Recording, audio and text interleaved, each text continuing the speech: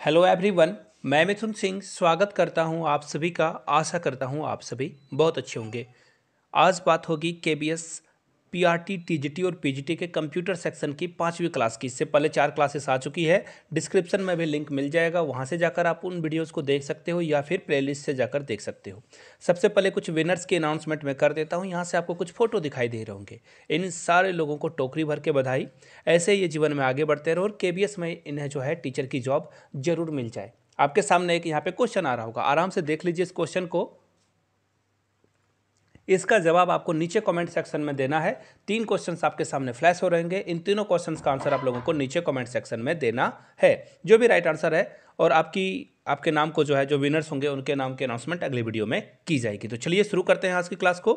पहला क्वेश्चन आपके सामने ये रहा, a program that automates the translation of assembly language into machine language. उसे क्या कहा जाता है आपको बताना है।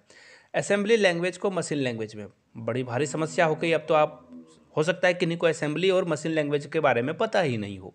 तो देखिए, असेंबली लैंग्वेज और मशीन लैंग्वेज किसे कहते हैं।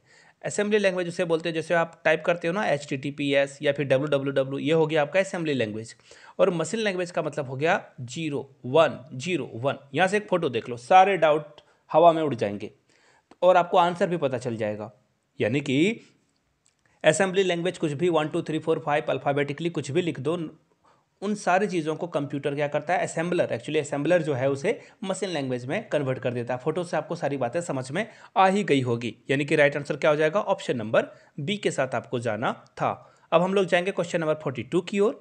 The process of starting an operating system when the user turns on computer is known as. आपको बताना है, जब कंप्यूटर स्टार्ट होता है ना, तो ऑपरेटिंग सिस्टम को थोड़ा वक्त लगता है ओपन होने में। इसका क्या रीज़न है, तो देखिए, एक्चुअली एक फ़ोटो यहाँ से देख लो, आप इसे इस तरह से समझ पाओगे। जब आप ओपन करते हो ना, तो धीरे धीरे आपका जो सिस्टम है, यानी कि आपका जो फ़ोन है, मोबाइल है, वहाँ पे कौन कौन सी ऐप को जो है अपडेट किया गया है, कौन सी न्यू फाइल्स को ऐड किया गया है, इन सारे चीज़ों को वो समझता है। उसके बाद आपके सामने ओपन होता है। रिस्टार्ट करने का भी मतलब यही होता है। जब फ़ोन आपका हैंग कर रहा होता है तो फ़ोन एक्चुअली क्या है ना, आपके सिस्टम को समझ नहीं पा रहा है, इसलिए आप जो है रिबूट करते हो उसे। और अभी मैंने एक वर्ड का यूज़ किया, रिबूट या फिर रिस्टार्ट करते हो, यानी कि आप क्या करते हो, बूटिंग करते हो। याद रखिएगा, कभी भी लोडिंग या फिर टर्न ऑन पे आप मत जाना या स्टार्टिंग पे मत जाना। बूटिंग इसका राइट आंसर है। एग्जाम में बहुत बार पूछा गया है और बहुत सारे लड़के के मन में ये कन्फ्यूज़न रही है, या लड़कियों के मन में भी कन्फ्यूज़न रही है। आगे बढ़ते हैं।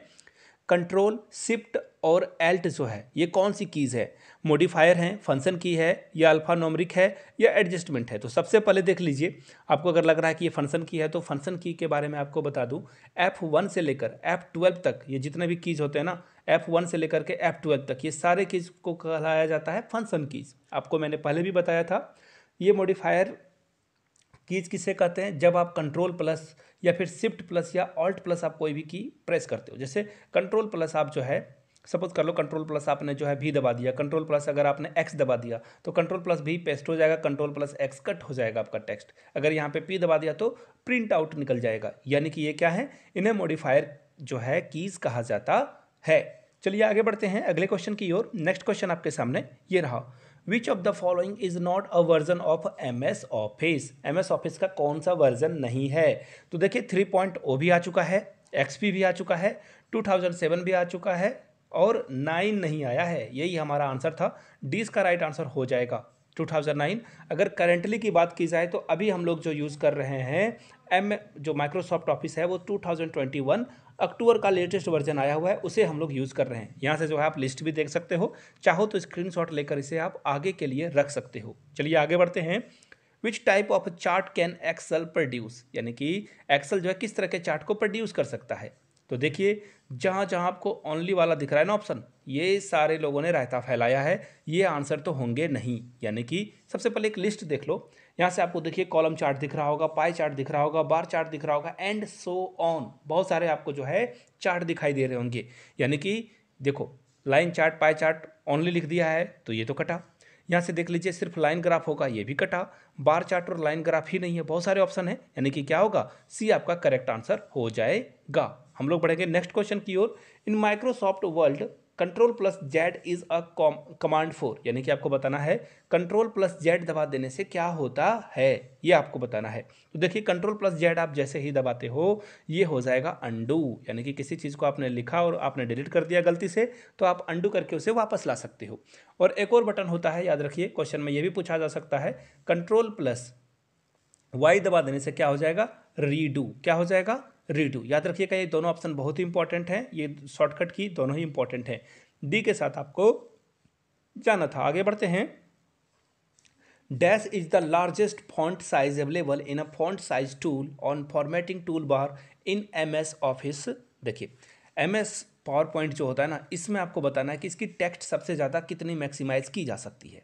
देखिए ये क्वेश्चन मैंने पहले भी बताया, जिन लोगों ने डिटेल्स में सारे क्लासेस को देखा है उनको फ़ायदा होगा और उनको आंसर भी पता होगा, 96 होगा इसका। लेकिन ये पावर पॉइंट के जगह पे अगर यहाँ पे एक्सेल पूछ दिया जाता, एक्सेल या फिर आपसे वर्ड पूछ दिया जाता, तो यहाँ पे आपका आंसर 72 होता। ये पहले भी मैंने पढ़ाया है, याद रखिएगा। पावर पॉइंट में 96 तक आप जा सकते हो प्रेजेंटेशन वगैरह बनाने के लिए, यानी कि राइट आंसर क्या होगा, ऑप्शन डी। आगे बढ़ते हैं नेक्स्ट क्वेश्चन के लिए। आपको अरेंज करना है इन यूनिट्स को।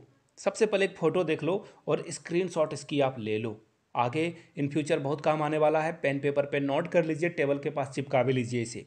इसका रीज़न क्या है कि सब ये जो है ना बार बार एग्जाम में पूछे जाते हैं। सबसे बड़ा क्या होता है, टीबी होता है। अभी के एज ऑफ नाउ यहाँ पे जो ऑप्शंस दिए गए हैं, टीबी सबसे बड़ा है, फिर जीबी, और जीबी से छोटा कौन होगा, एमबी, एमबी से छोटा क्या होगा, केबी। यानी कि राइट आंसर क्या हो जाएगा, देखिए इस सीक्वेंस में कौन सा ऑप्शन आपको दिख रहा है, तो ऑप्शन सी क्या है, सही दिख रहा है। सी के साथ आपको जाना था।